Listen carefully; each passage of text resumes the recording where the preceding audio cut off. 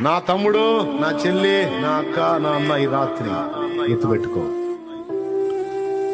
నీ వాళ్లే నిన్ను అంటుండొచ్చు, నీ వాళ్లే నిన్ను అంటుండొచ్చు, సొంత మనుషులే అంటుండొచ్చు, లేదా నువ్వు ప్రాణం అనుకున్న వాళ్ళు నిన్ను అనుకుంటుండొచ్చు తెలియక.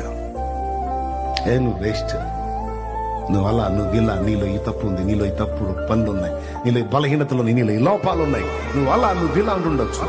కానీ వాళ్ళు అన్నట్టు దేవుడు కూడా అంటాడని పొర్రాపాటును కూడా అనుకోవద్దు. అఫ్ కోర్స్ నీలో కనబడ్డ వాటిని బట్టి మనుషులు మాట్లాడతారు.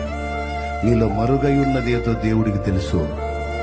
దానికోసమైనా సరే ఆయన నిన్ను చేత పట్టి నిన్ను ఒక మెట్టుకు తీసుకొచ్చి నీ నుండి ఆయన సాధించాలనుకున్నదేదో సాధించి తీరతాడు. ఆయన అందుకు సమర్థుడు.